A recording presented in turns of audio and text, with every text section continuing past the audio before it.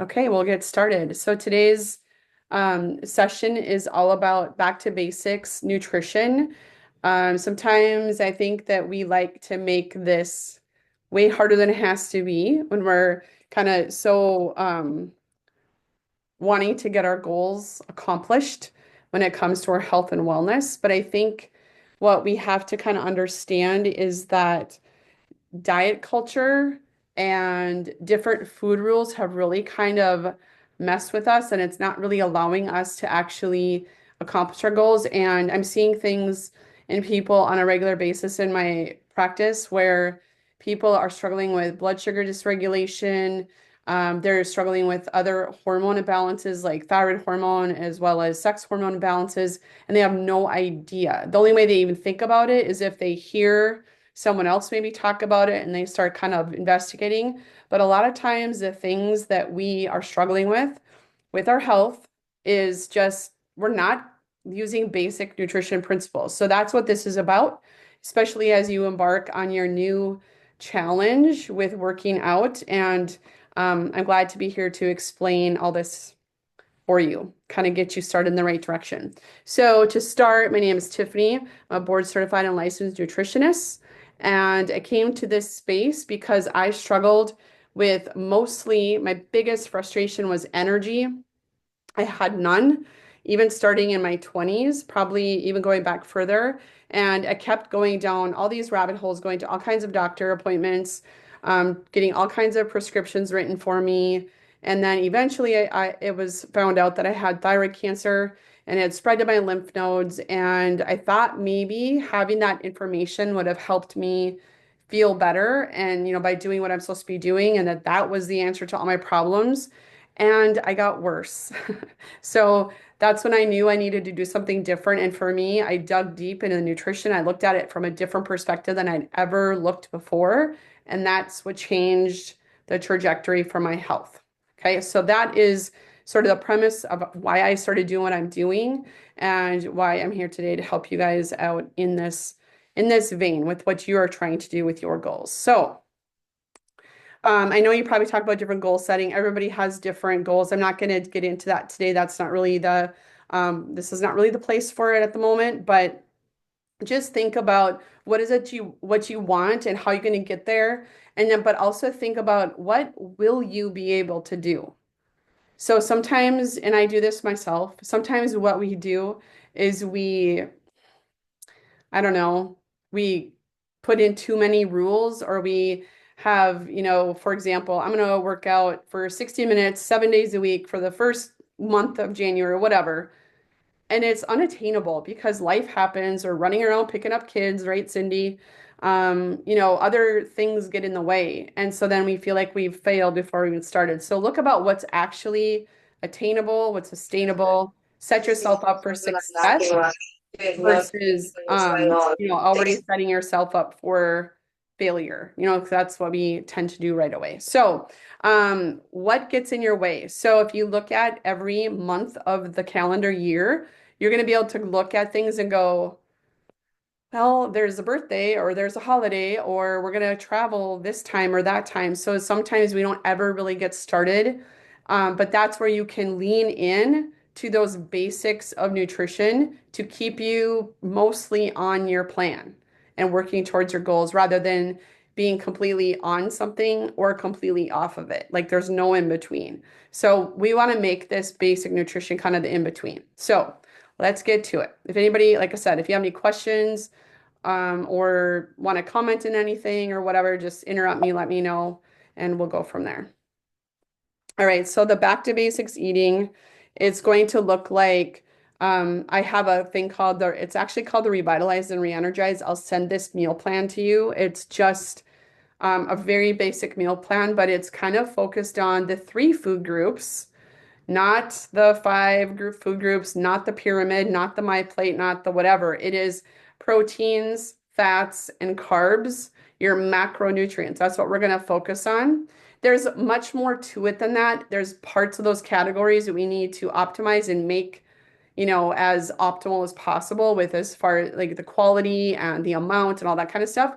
But if you just kind of get back to basics and start that, and if you start focusing on what's my protein, what's my carbohydrate, and what are my fats, you're going to do yourself a huge win, like give yourself a big, big win by just getting back to basics with whole foods as much as possible. Again, in a perfect world, we would be eating the food that we've grown in our backyard or on our farm or whatever, but that's not reality for the most part. So we have to do the best that we can do. Okay.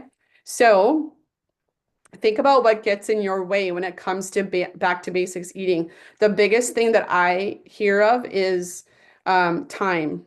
Time is always a problem. And so that doesn't allow people to meal plan like they should and, put themselves first. And then what happens is then we run through drive-throughs or we do quick fixes, that are not as oriented towards our goals. It's not going to really help us get there, or it's going to cause that process to be a little bit slower. So that's where I keep saying, let's start back at the basics. All right, so back to basics eating. The first thing I'd like you to do, okay? The very first thing I'd like you to do, especially as you're training, the way you're going to be training, the first thing you need to do is to dial in your protein. So we need to have 100 grams minimum in order to maintain the skeletal muscle that you have. And I know you'll be doing body composition assessments, right? So you need to make sure that you are increasing or at least maintaining the skeletal muscle that you start with. Because are these 10-week challenges, right? Okay, so if you check in between, you want to make sure that your current muscle that you have stays that way or it increases.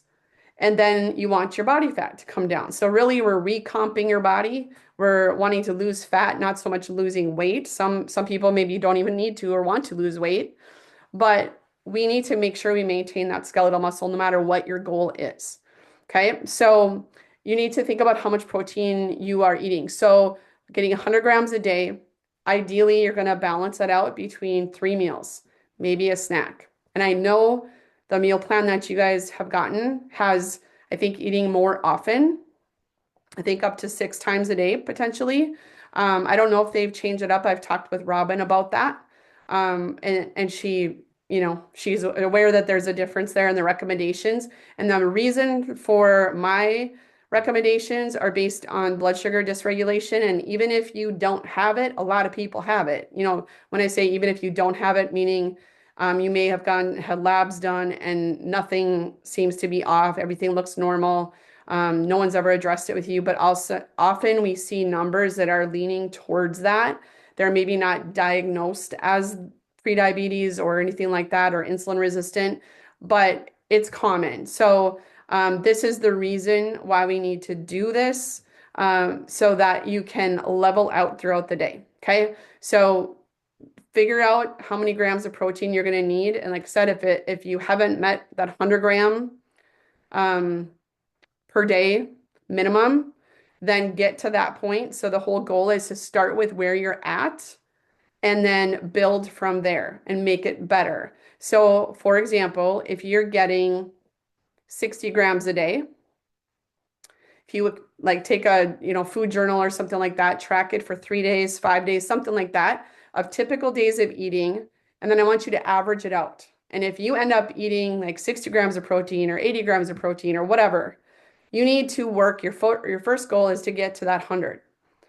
So what you would do is just at each meal, do what you're doing and add, for example, if you're doing a protein shake, add another scoop of protein. If you're doing 2 eggs, add a third egg. If you are doing 3 ounces of chicken or turkey on a sandwich or something like that, do 4 ounces of turkey on that sandwich. So again, start with where you're at and build from there just to make it a little bit better. And that will get you to that 100 gram minimum in no time. It'll be easy to do. Okay. Then once you're at that protein minimum, and that's like super seamless and easy for you to do, and you don't have to think about it too much, then we want to build to your ideal lean body weight goal for protein. Okay. So anybody have questions on that so far? Okay, so if you get to say your ideal lean body weight is, um, this is how I describe it. It's not scientific at all. Okay, it's not scientific. It is not based on the scale at the doctor's, like little charts at the doctor's office. What it is based on is what is the weight that you were at that you felt great, you felt strong, you felt healthy, you had energy, and you weren't starving yourself to be there at that weight, and you weren't busting your butt at the gym to be at that weight.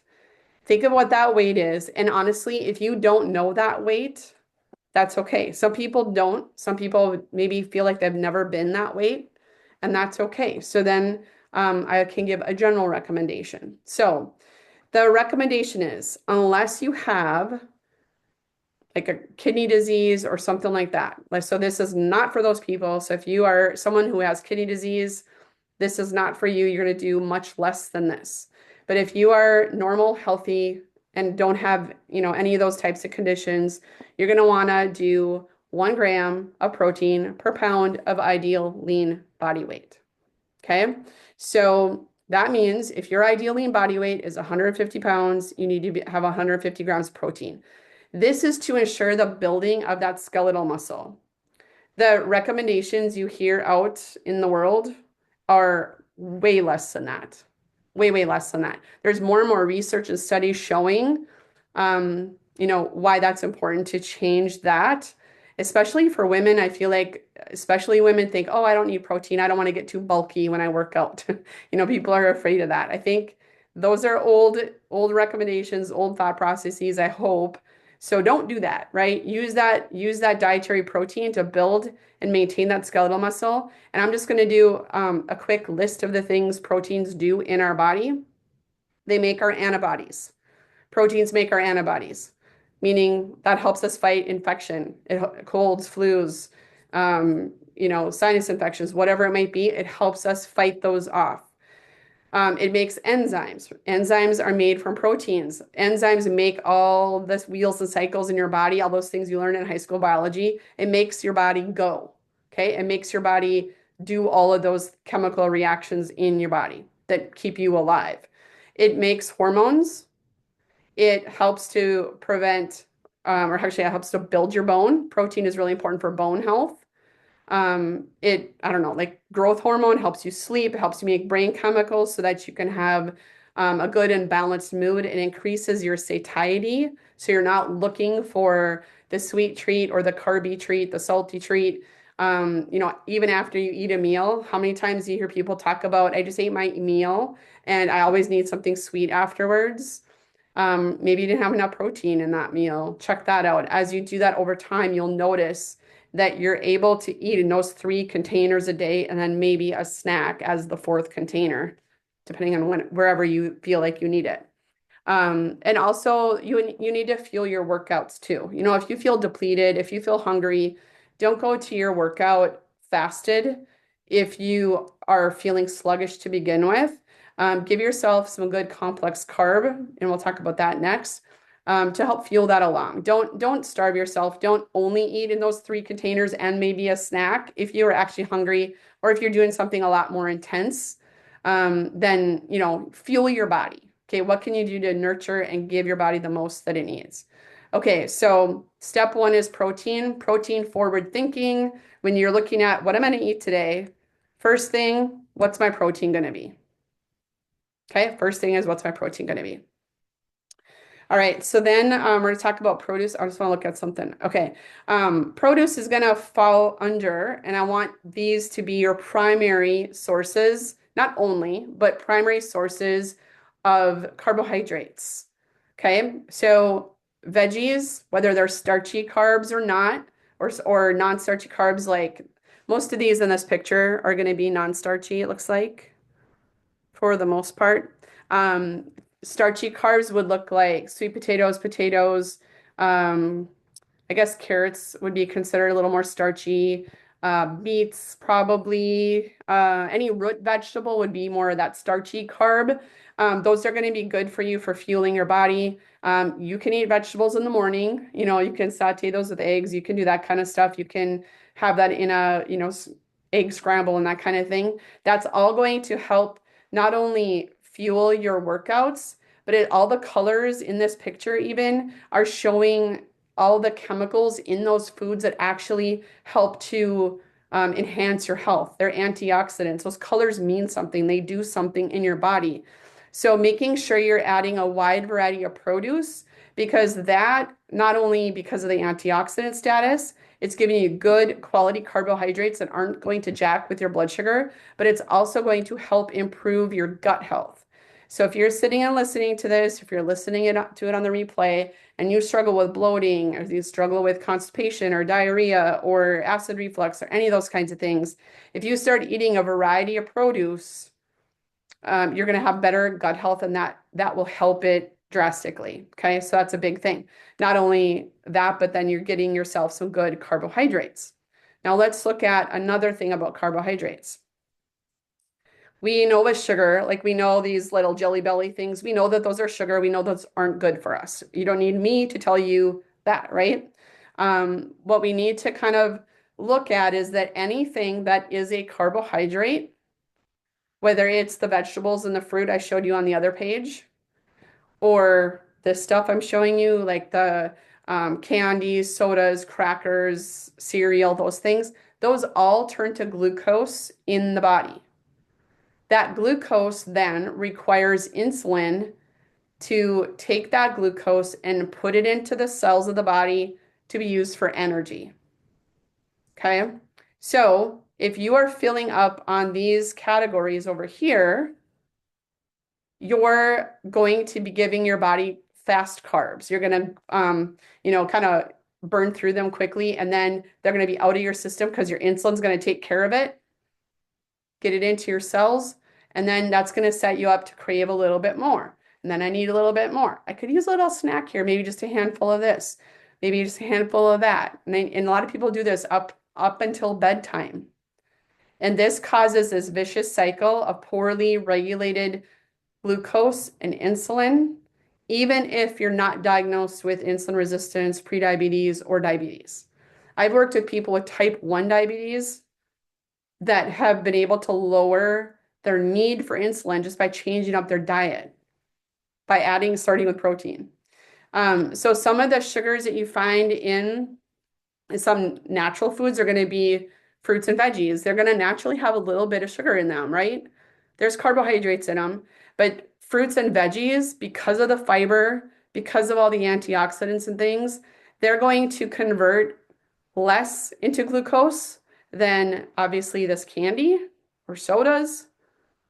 And it's going to give you more sustainable energy. Plus, it'll be adding to your health and your ultimate goals of, feeling and functioning better and having a better body composition.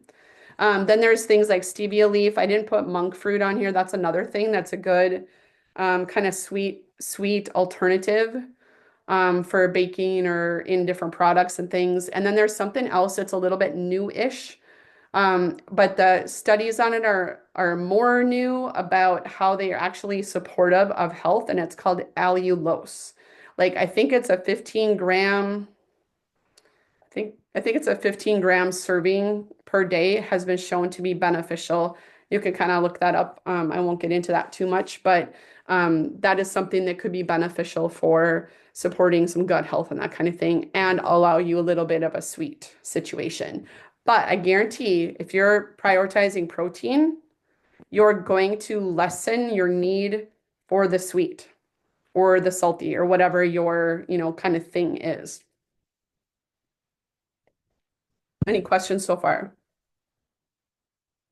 Okay. All right. So we want quality protein.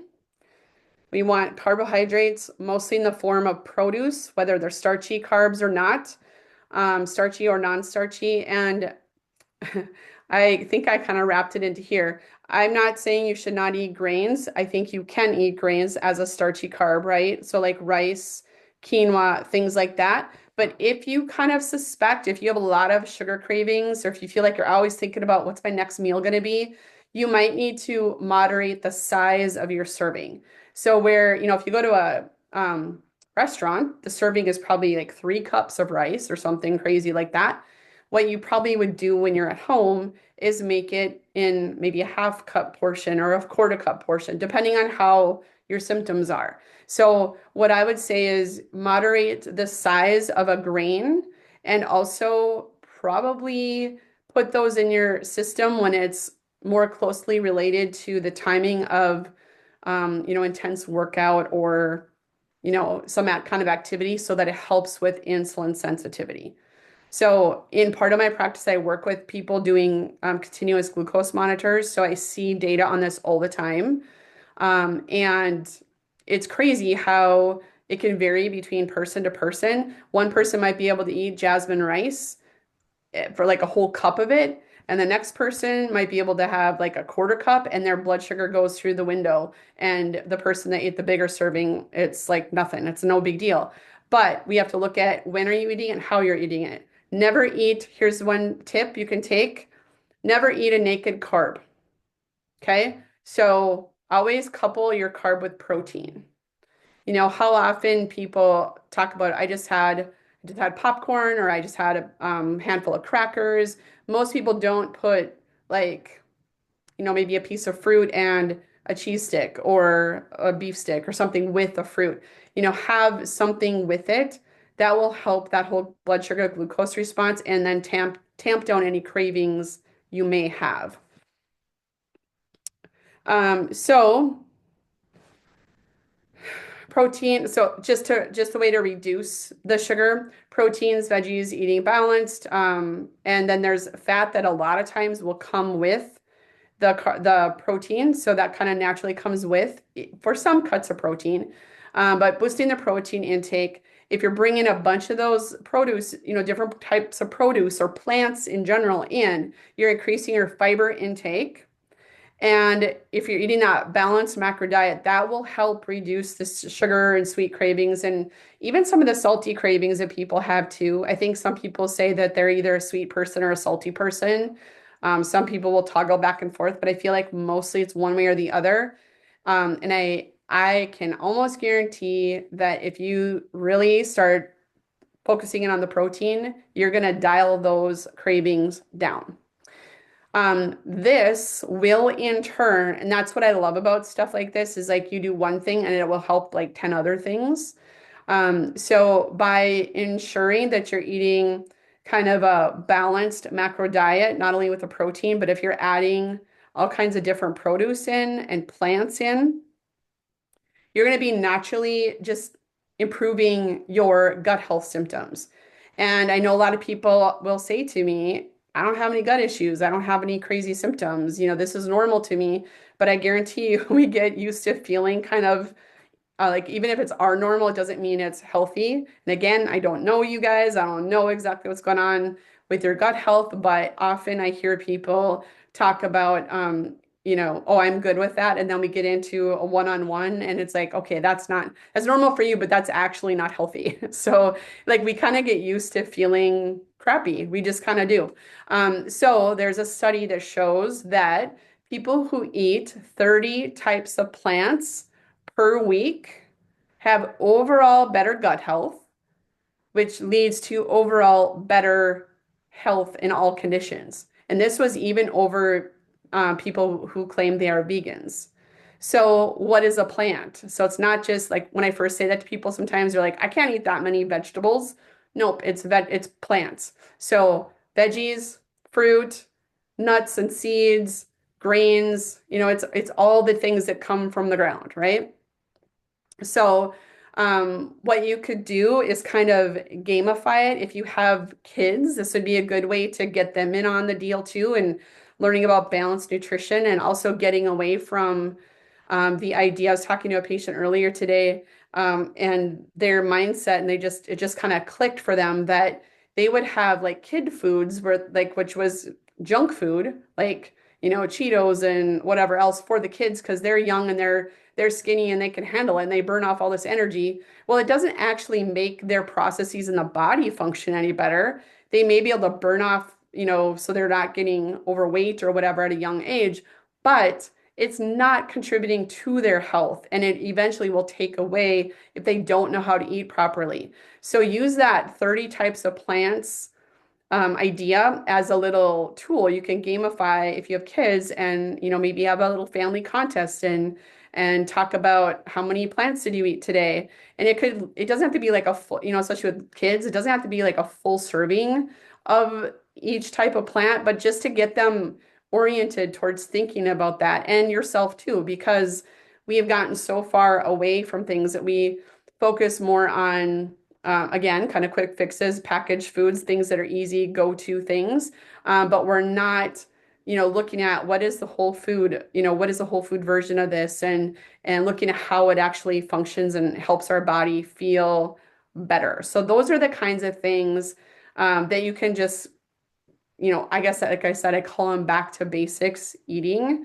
That's what I would start to do. And this is going to help you fuel your workouts. It's going to help you fuel things day to day. So I think I have one more thing. Um, what I'll just talk about this here without any screen. What I would say is that when you are looking at your macronutrients, your proteins, fats, and carbs, what I would do is for sure be looking at protein first, like I said a bajillion times. But then what I would do next is if you're doing 1 gram per pound of ideal lean body weight, whatever you've determined that is, you don't have to go to you don't have to use the BMI scale thing. You don't have to use the doctor chart. You just do what I said based on where you felt good in the past, where you didn't have to beat yourself up to be there. And then I want you, if you feel like you have fairly regulated blood sugar, if you've never been told that you're, trending towards prediabetes or you don't have this huge family history of that, then you can do the carbs and protein in a 1-to-1 ratio. So for example, if you are supposed to do 120 grams of protein, you could do 120 grams of carbohydrates. Okay, so make that a 1-to-1 ratio. And then, like I said before, fats kind of come into space right behind that. It comes a lot of times with the proteins that you're eating. But basically, what I would include for fats is good quality fats, just like everything. You don't need me again to sit here and say choose good quality foods, but get away from, go to your pantry when we're done with this. If you have canola oil, veggie oil, peanut oil, things like that in your pantry, toss it. Start using something different, or at least start, incorporating some other types of fats. You want to use things like avocado oil, avocados. You can use, a high quality olive oil. Sometimes olive oil, and there's no good way to tell unless you go to like an olive oil store. Some places have those where you can buy oil and vinegar and things like that. But what they're doing, this marketing thing gets you every time. But they're using soybean oil to cut olive oils because it's obviously way cheaper. And so if you are buying a bottle of olive oil, it doesn't even have to, if it's a certain percentage of olive oil, it doesn't have to say it's cut with soybean oil. So, you even have to be careful with stuff like that, which is super annoying. But, do your best, start somewhere, and then just keep learning about more of those things. Some other things you could do would be walnut oil. Those are especially good for making like salad dressings and things. Um, I'm trying to think of, flax seeds, chia seeds, like that. They've got good omega-3s in it. The problem with the commercial foods that we eat and conventional wisdom tells us that eat canola oil because it's low in saturated fat or, whatever the talking points are. But the problem is that they're so highly processed. They're more slanted towards omega-6s, which are more inflammatory than omega-3s. And the problem is, you've heard of omega-3s like for fish oil and, fish eating fatty fish like salmon and things like that. If you like fatty fish, absolutely do that. But they have a lot of omega-3s, which are anti-inflammatory. The standard American diet is like 20-to-1 omega-6s to omega-3s. It's so highly inflammatory, which is what sets us up for chronic health conditions. So that is why it's important to incorporate real whole fats in a better quality. So like I said, throw some of those other ones out the window, like I had talked about a few minutes ago, and start incorporating things like real butter or even some coconut oil, or combining the two, or using even if you use like heavy cream instead of, I don't know, some other alternative like creamers for your coffee. A lot of those have just a ton of junk in them. You know what I mean? So start looking at real whole food fats, because that will be more satisfying as well. If you have a good healthy fat in your diet too at your mealtime, you're going to have better satiety to get you, like, say, from breakfast to lunch or from lunch to dinner. Um, is ghee a good fat? Absolutely. Yep, ghee is a good fat. So ghee, if you don't know what that is, it's basically clarified butter. It's what's served often with seafood, where people just like the spun butter, they dip shrimp or whatever into it. You can make it at home or you can buy it. But it doesn't usually have any salty. I don't know, Cindy, if the one you have used is salty or not. But usually you're going to have to, if you want some flavor to it, you would add to it. But yeah, because it'll withstand a little bit higher heat with cooking than other things. So if you have margarine or like country crock or something like that in your fridge, that would be something to toss out. Those are something called trans fats. And here's the frustrating part. I wish I had a label to show you, but something as simple as, this is where the labeling laws have kind of mess with us, right? They mess with our health, because those types of things are very cheap to put in processed foods. This is why we want to stay from processed foods. You know, the little canisters or the little packets of like Swiss Miss hot cocoa? It'll say, and I don't know if it does it anymore. This was years ago when I noticed it. It said on the label, 0 grams trans fats. So one would go, oh, good. This is doesn't have those inflammatory fats in them. We'll be good to go. So you look at the label and then you look at the ingredients, not just like the food facts panel, but the ingredients. And it will use terminology, and now they've even changed that a little bit. It'll use terminology like um, hydrogenated palm oil or hydrogenated something something. If the word hydrogenated is in there, that means it's a trans fat. But it says no trans fats on the label. So then you go to the serving size and it'll be minuscule. It'll be nothing. So what it means is that they can say 0 trans fat as if each serving has less than zero point 0.5 grams of trans fats in it. So then they make the serving size teeny tiny small so that they can put that on the label. And if you don't know, you don't know. So you buy the thing thinking you're doing a good thing, not having trans fats for your kids or whoever. So that just goes back to basics. Make your own hot cocoa, it's no one saying you can't have it, but just make your own. Eat whole food, cook at home as much as possible.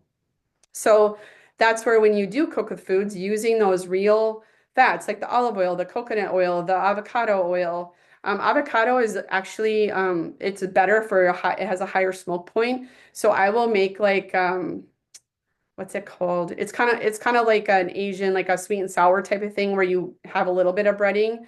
But I will use avocado oil even at a lower heat. I have a gas stove, so I feel like I can control it better than an electric stove, but that's just me, maybe. I haven't cooked on electric now for a little while, but I feel like if I put in my pan I don't even have to do it like super deep, and just slowly kind of fry it in the avocado oil. I'm not getting it smoky. It's not burning, but it's a good, healthier fat because it can withstand the higher heat. But I'm still only at like a little bit medium high. I'm not up like a deep fryer, if that makes sense. Deep frying foods, not only is it inflammatory for you, is that it is usually really bad oils, especially in restaurants. They're not using high quality oil typically. And then it's so hot, you know? It's like it's damaging to your cells. It actually does change the structure of your cells. And that's where people start over time breaking down. That's why you need the colorful foods. Take those colors in your whole foods. That is an antioxidant to help combat all that kind of stuff that happens. You know, just our environment is kind of working against us too in this day and age. Um, so does anybody have any questions about any of those things? Trying to think if there's anything else I was going to go over. I was just looking at my other notes here. One I sec. may Oh, it, so apologize, but to get all of the sorry, my phone is about to die. To okay. get all of the protein in, do we prioritize that over our recommended calorie intake for the day? Yeah, Does that because if you say if you ate 150 grams of protein, that would be 600 calories. okay? Because 1 gram of protein has 4 calories. Okay. Okay. So carbohydrates also have 4 calories. Fat has 9. So j just think about in perspective, and this is kind of funny. It's just like human nature, and people, it's hard to change things, and sometimes it's hard to change perspective on things. And I'm not saying that this is you, but just kind of generally speaking, a lot of times, like I was saying earlier, I feel like women have sort of been told, oh, you don't really need that much protein, you don't want to get bulky, or you don't want to build too much muscle. There's kind of that thought process. And I remember when I was in high school, I lifted weights, and some of the male teachers would say, "Oh, what are you lifting weights with the boys? You don't want to get big, like I'm just trying to be strong and healthy, whatever." But so it's just kind of this mindset. And so if we prioritize protein and it helps to curb appetite and it helps with our mood and helps with our brain chemicals, helps us sleep, that's going to be so important over, the calories because yes, calories matter at some point, right? But if you're eating 2,000 calories of absolute garbage and you're eating 2,000 calories of the foods that like the pictures I showed, how do you think your body's going to absorb and take that in? It's going to act very different. But yes, it's energy, like your body doesn't care what it is. It's energy in the form of calories, but you're not going to even really be able to absorb some of the other stuff in, the junk. I mean, think of like I had a patient earlier today, he said for a couple of years I was basically eating like a teenager and I paid for it. I gained 30 pounds, all this stuff. And now he's eating kind of the same calories, a little bit less maybe, but in whole foods, and he's lost like 30 pounds out of nowhere. Not out of nowhere. He's making effort. I don't mean that, but it happened very quickly compared to, what he was doing. So there's that. So I would say, especially if you're doing these challenging workouts, you want to make sure, and I feel like when people are very much thinking about their nutrition, they're actually under eating. A lot of times I'm like, you have got to eat more than 1,200 calories.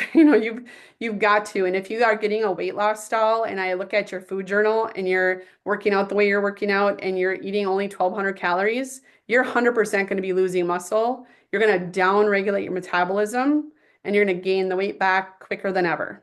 So that's what you have to kind of really focus on. It's a pain in the butt to track everything, but it is a little dance you have to do, and things will change.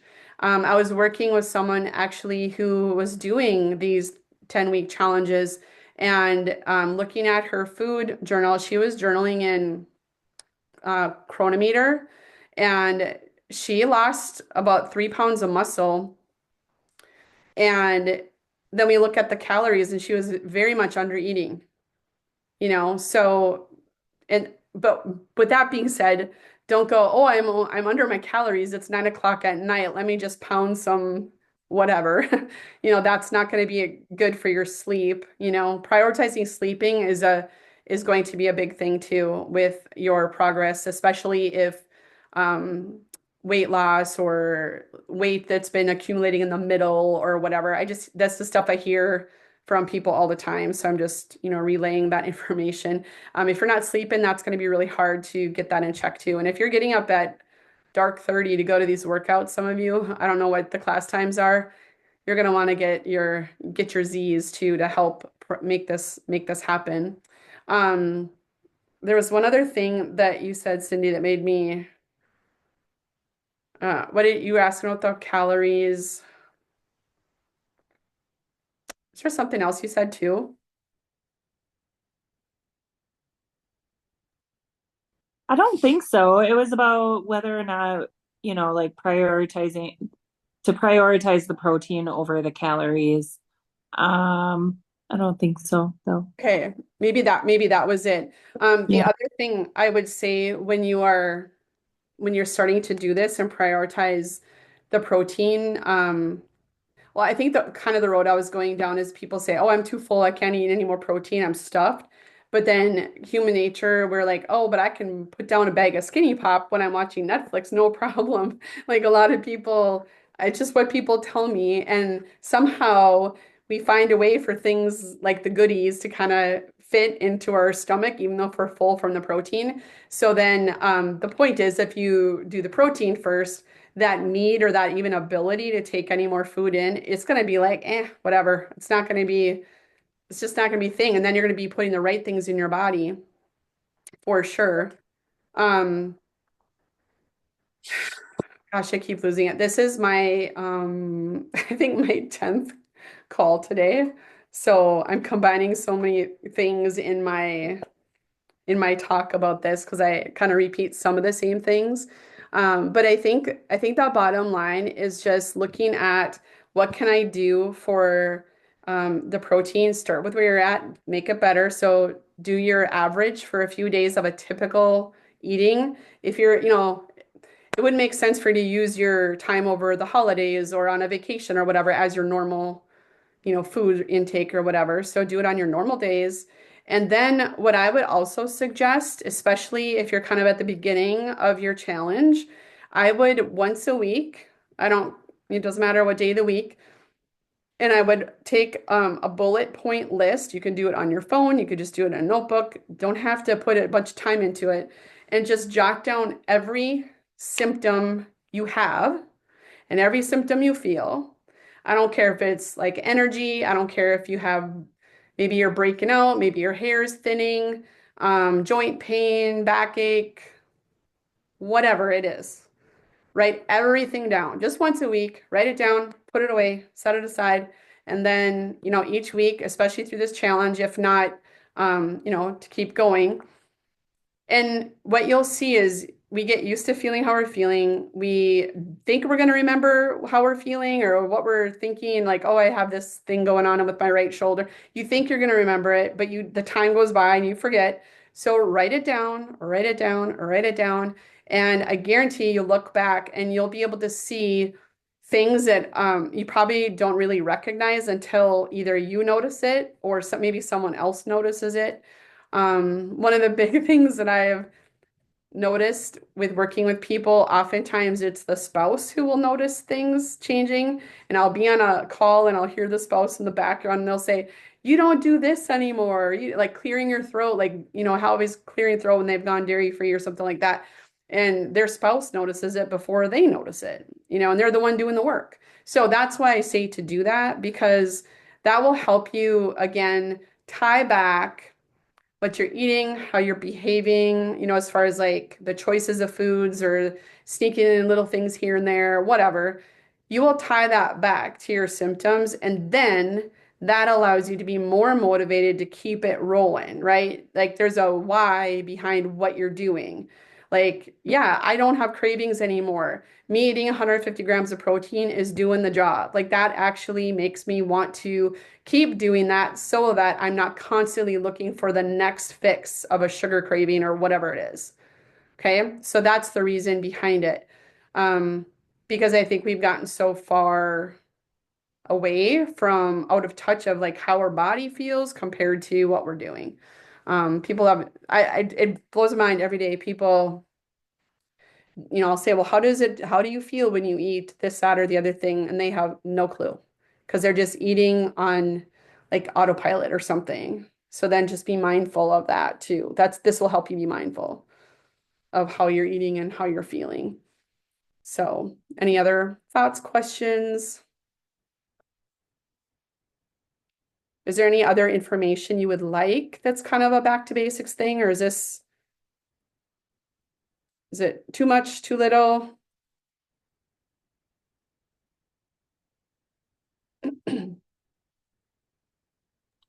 I think it's good.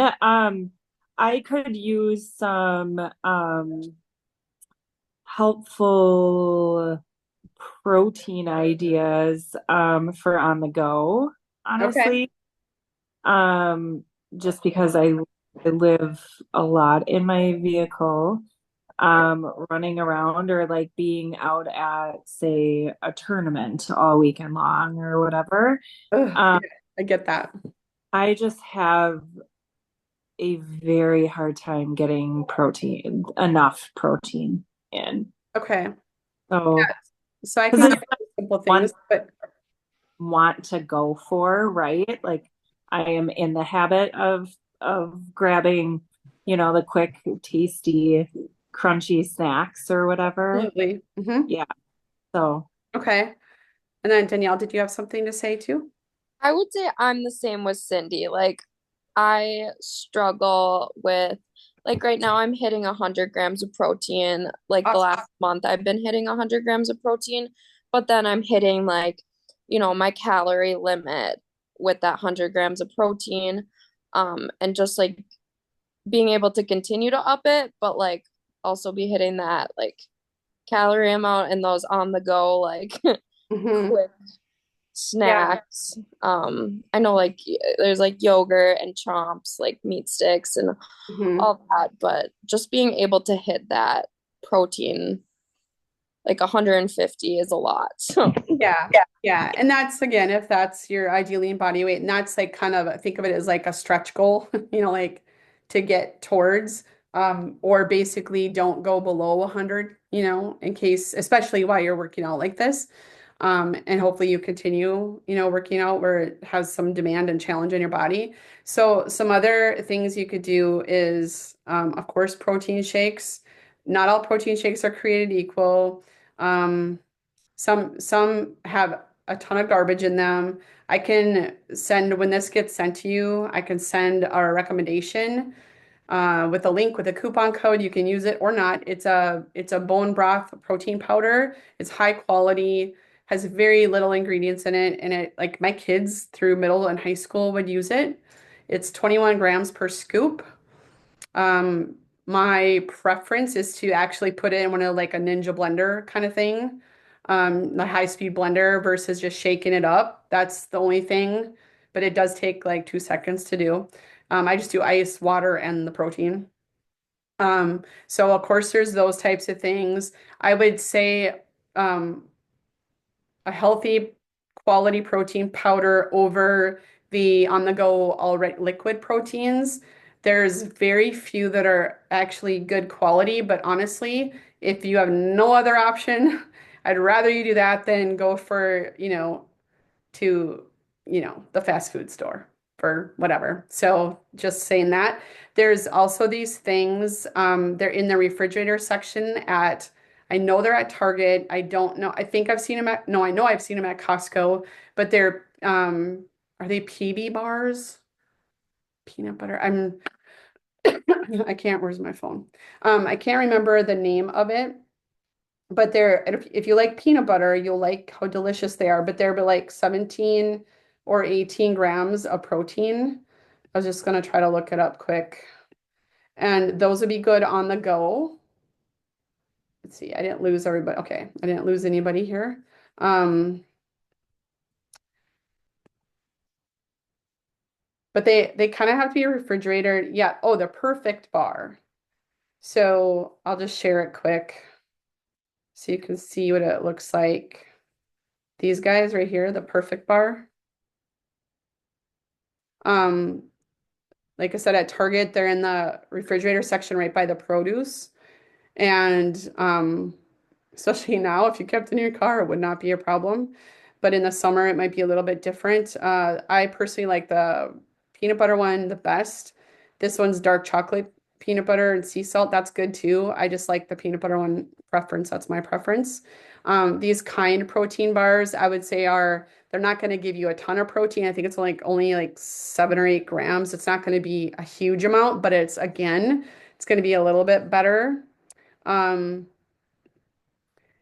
I don't know if, hard-boiled eggs, those are good sort of on-the-go things if people like those. And then I know you mentioned the chomps, beef sticks, and that kind of thing.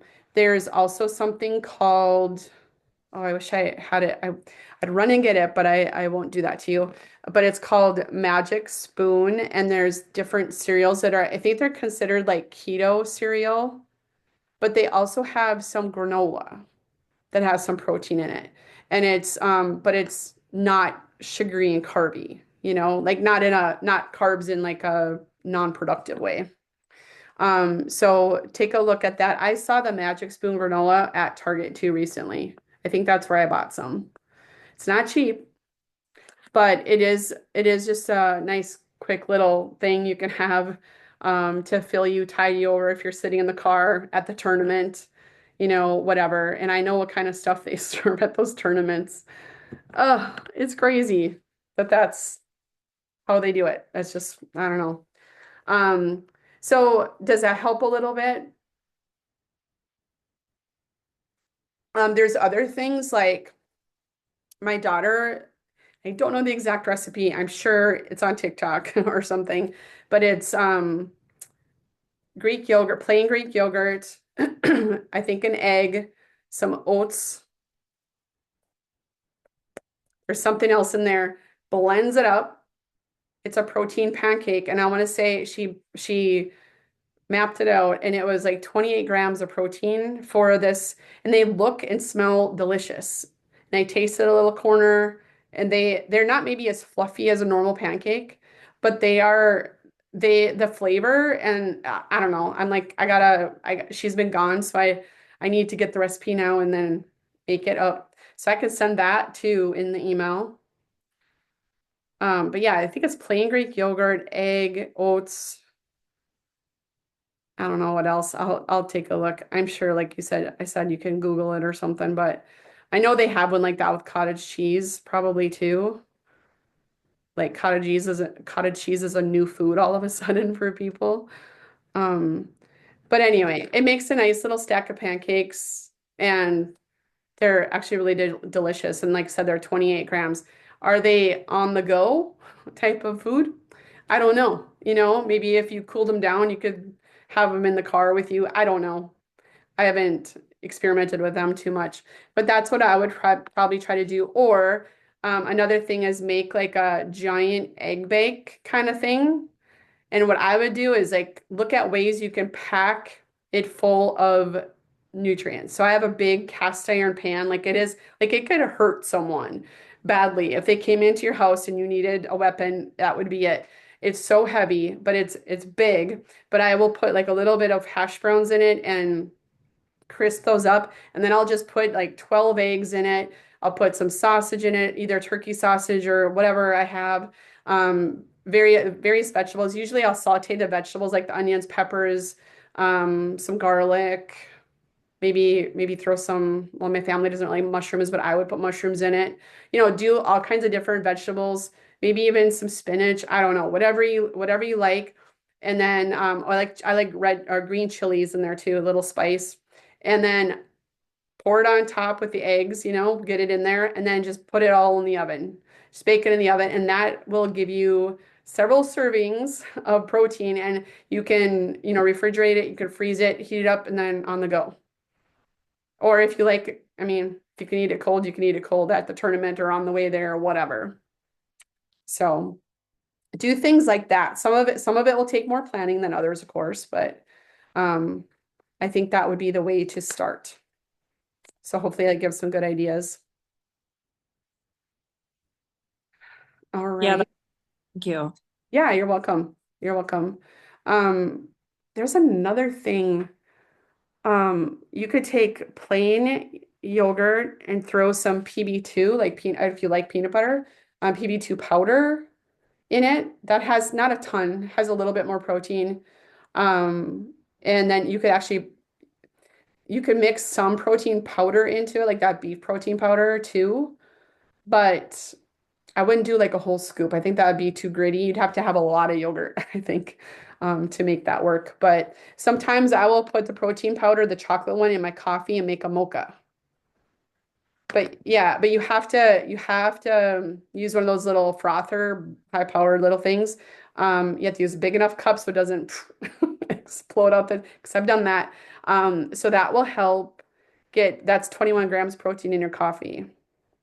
So just think of things like that, little bits, but just find out where you're at and then try to say, how can I get an ounce more here or one more egg there? Or, just shuffle in little bits here and there, and it'll make a huge difference over time. Okay. All right. Well, good luck with your challenge. I'm sure you'll all will do awesome. And just use this time that you're, doing this as like, how can I fuel my workouts? How can I fuel my body for its best function and how it feels the best versus I have to do this to lose weight or whatever. Because that's a lot of times where mindset is for people.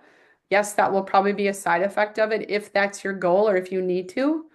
But think about, just flip the switch a little bit. Think about how you can do things to support your body rather than take away from it. Because that's what we've been doing for years with this standard American diet that's out there. So, all right. Thanks for being here tonight. I appreciate it. Thank you. Yeah, you're welcome. Take care. Have a good day. Bye.